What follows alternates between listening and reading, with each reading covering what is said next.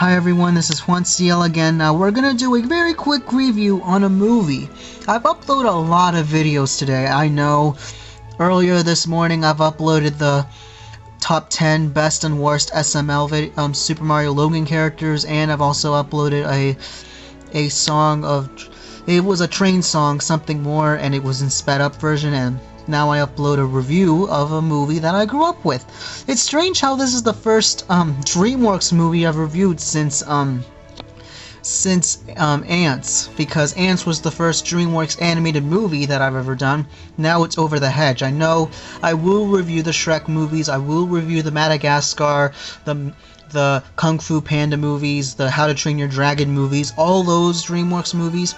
I will review all those movies soon, but I will also review other lesser-known DreamWorks movies like Over the Hedge. Now, Over the Hedge is one of those movies that are just so obvious that they're trying to get your money's worth, but it's still a decent movie with a ton of celebrities. And funny that this is based off a comic strip. I've heard that it was based off a comic strip. It was released 10 years ago during the summer. Well, actually, it was late spring. It was like April or May of 2006. This movie came out during the very end of my second grade year, by the way. I remembered wanting to watch that movie along with the Ant Bully and Barnyard and Monster House. We'll review Monster House someday soon, maybe this Halloween. But anyway, what's the movie about? Well, it mainly centers around a raccoon named RJ, voiced by Bruce Willis, trying to get some food, because in the night he wanted to get some food, but then out of nowhere he goes to a cave and ends up catching every single food, and it was owned by a bear. It's weird how that's junk food and human food, not trash and what animals usually eat at night instead of, getting human food. I mean, wouldn't they die or have at least a lot of health problems after eating human food? I guess not, because it's a cartoon movie. So somehow the wagon of all the food that RJ set up, because he's more of like a human kind of animal who's more prepared, he accidentally knocks the wagon off the cave and it ends up on the middle of the road and gets crashed. So it's up to RJ to get all the food before the bear, Vincent, has to eat him on the full moon, which is kind of weird. It would make better sense if he was a wolf rather than a bear, because bears don't really go out at night during the full moon. They usually sleep, they usually hibernate. But it's not winter anymore because it was already spring, because the next scene we see all our other favorite characters. We have Vern the turtle, Hammy the squirrel, voiced by Steve Carell, Stella the skunk, voiced by Wanda Sykes, and then there's a couple porcupines, and there's two possums. One of them is voiced by Avril Lavigne, and the other one's voiced by what's his name? I know who he is. He was in Star Trek. I'm trying to search up his name. Okay, I'll go back to him later. It'll pop up into my head soon, I promise. There's like a ton of celebrity voice acting in this movie. There's also, I think, what's her name? Never mind. We'll skip the cast later. Alright, so they wake up and they find out that they're in a hedge. And, yeah, they're in a hedge, and they're all scared of those giant pink primates that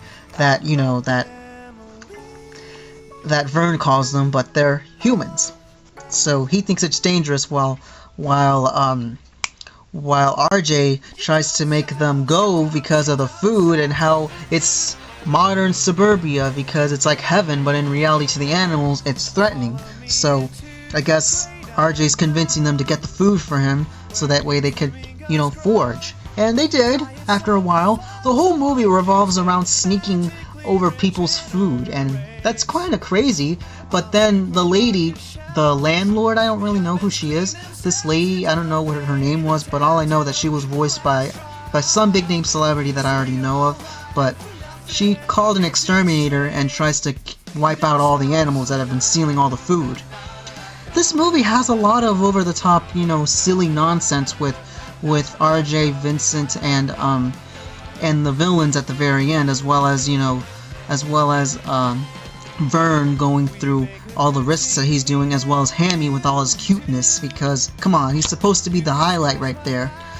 And the very end of the movie was just worthy of a sequel, because it's strange how Over the Hedge is one of those DreamWorks movies that deserves a sequel but didn't get one anyway. And as you can see, I bought this movie brand new when I got it. Actually, it was brand new when I got it on Amazon. I bought this on Amazon, I think back in March, and it was brand new. It was so brand new, I peeled off everything to make it look authentically like I've been using it for a while. Yeah, there it is. There's all the characters. And plus, the songs in this movie is done by Ben Folds. Surprisingly, there's a lot of, a lot of characters and a lot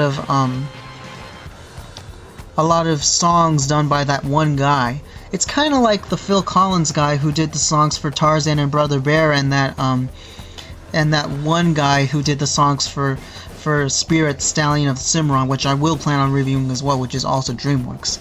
Yeah, this is the DVD version, the original DVD version. There was also one released by 20th Century Fox. It was just one with Hammy in the background, just one picture of Hammy, that's it.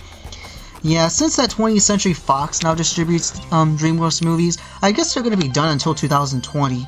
I bet by 2020, either Paramount, Warner Brothers, or Sony might end up distributing the DreamWorks movies. I can predict that, because remember, Over the Hedge was the first DreamWorks movie to be distributed by Paramount Pictures, because since 2006, Paramount has been distributing the DreamWorks movies that were not only animated but also the live-action ones, like the Transformers movies, until 2009. The very last DreamWorks movie to be distributed by Paramount was Rise of the Guardians, which has Jack Frost, the same guy who reminded me so much of Elsa from Frozen. We'll talk about Disney in sometime soon. So, Over the Hedge was just a great movie. It deserves a sequel. It had a video game. It had toys. It had McDonald's toys. It had a lot of food products, like a lot of food products for the kids, like Trix yogurt and cereal and so much other great stuff. So let me know what other DreamWorks movie I can review. I'll have a look on some other DreamWorks movies, like maybe Chicken Run and Shrek and a few others. I hope you all comment and subscribe, and don't worry, my next video will be part 3 of SmackDown Just Bring It. Peace out, rock on, have a nice day.